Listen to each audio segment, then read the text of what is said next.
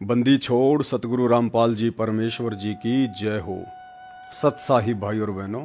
शंका समाधान के एपिसोड नंबर 28 में आप सभी का स्वागत है। चलिए शुरू करते हैं शंका समाधान।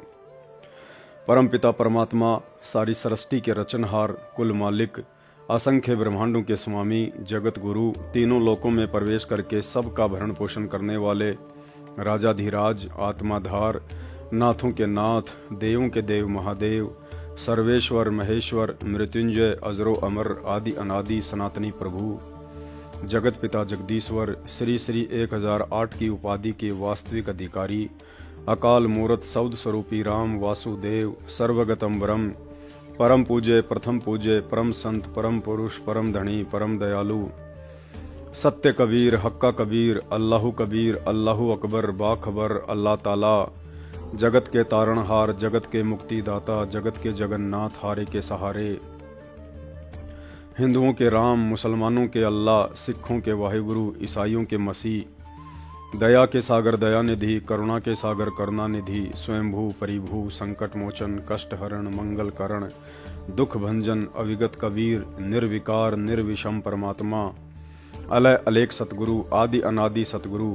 असली मर्यादा पुरुषोत्तम, असली राम, असली कृष्ण, असली घनश्याम, असली मुरारी,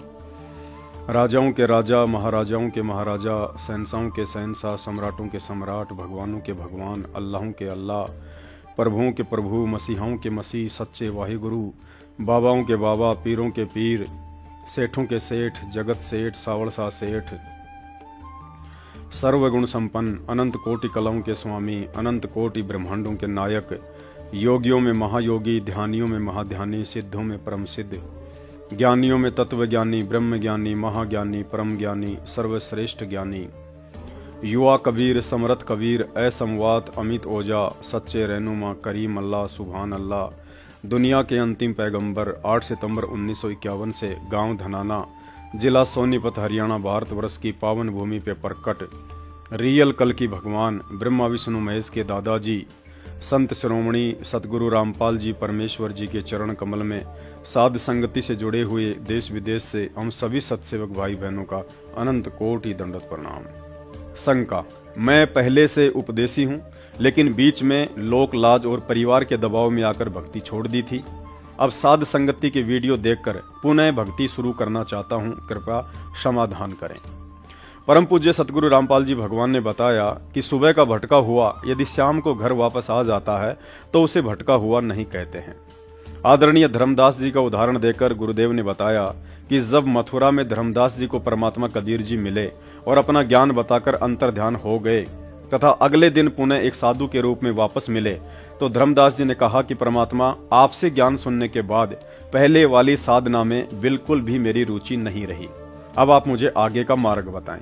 ठीक इसी प्रकार सतगुरु रामपाल जी भगवान से उपदेश लेने के बाद भले ही कोई व्यक्ति लोकलाज में आकर, दबाव में आकर या नादानी में इस भक्ति को छोड़ दे, लेकिन यह भी परम सत्य है कि सतगुरु रामपाल जी परमेश्वर जी के मुख कमल से तत्व ज्ञान सुनने के बाद उस व्यक्ति की अन्य किसी भी पूजा पाठ में बिल्कुल भी रुचि नहीं बन सकती। उसे हर पल एक चिंता सी बनी रहेगी कि हाथ से कुछ छूटता जा रहा है। गुरुदेव भगवान ने बताया कि यह आत्मा युगों युगों से इस वास्तविक भगवान और भक्ति की खोज में भटक रही है, और जैसे ही आत्मा को वह परमात्मा मिल जाता है तो अपना भोजन हाथ से निकलता हुआ देख काल निरंजन उस आत्मा को लेकर चिंतित हो जाता है तथा उस आत्मा के ऊपर संचित पाप कर्मों का दबाव डाल देता है। शंका: संचित पाप कर्म क्या है? गुरुदेव भगवान ने बताया कि मनुष्य शरीर छूटने के बाद जब आत्मा धर्मराज के दरबार में अपना हिसाब किताब करवाने जाती है तो धर्मराज कुछ पाप पुण्य निकालकर उस आत्मा के आगे की योनि तथा स्वर्ग नरक का समय निश्चित करता है तथा शेष पाप कर्मों को बैलेंस रूप में रख लेता है, जिसे संचित कर्म कहा जाता है। इस तरह के संचित कर्मों का धर्मराज के पास ढेर लगा हुआ है। मोक्ष मार्ग पर आगे बढ़ रही आत्मा पर जैसे ही उन संचित पाप कर्मों का दबाव बढ़ता है तो यह आत्मा काल प्रेरणा से विचलित होने लगती है। ऐसे में यदि भगत मर्यादा में है तो परमात्मा उसे विचलित नहीं होने देता है, लेकिन ज्ञान में कमजोर आत्माएं उस दबाव को सहन न करके मर्यादा तोड़कर काल प्रेरित होकर इस मार्ग को त्याग देती हैं। गुरुदेव भगवान ने बताया कि वह आत्मा भले ही इस मार्ग को त्याग दे, लेकिन वह भक्ति बिना रह भी नहीं पाएगी। और बार बार इस मार्ग से जुड़ने का प्रयास करेगी, लेकिन संचित पाप कर्मों के दबाव के चलते बार बार मर्यादा तोड़ता रहेगा और प्रयास भी करता रहेगा। इसी के चलते यदि पुनः आप जी को इस भक्ति मार्ग से जुड़ने की प्रेरणा हो रही है तो जुड़ने से पहले कुछ बातों पर गहनता से विचार करें।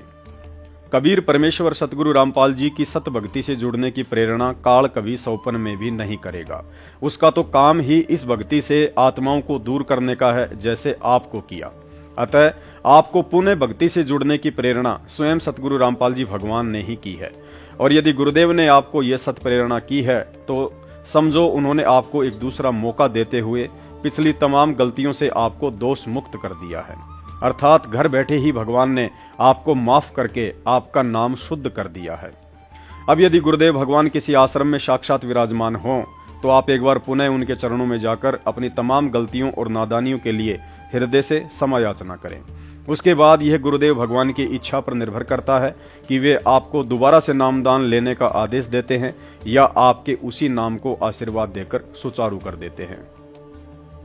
लेकिन वर्तमान समय 2024 में गुरुदेव हिसार जेल में बैठे हैं। ऐसी स्थिति में ज्ञान को आधार बनाकर अपने घर पर पहले की भांति दरबार लगाकर सर्वप्रथम गुरुदेव भगवान से समस्त गलतियों की हृदय से क्षमायाचना मांगकर आगे से गलती ना करने का विश्वास दिलाकर पहले की तरह अपना नाम सुमरण, तीनों समय की आरती, ज्योति जलाना व पांचों यज्ञ करना शुरू कर दें। यदि मर्यादा और विश्वास के साथ भक्ति करते रहोगे तो गुरुदेव भगवान पल पल शब्द रूप में साथ रहेंगे। और यदि फिर से जानबूझकर कोई गलती कर डाली तो इस जन्म में फिर तीसरे मौके की उम्मीद ना करना।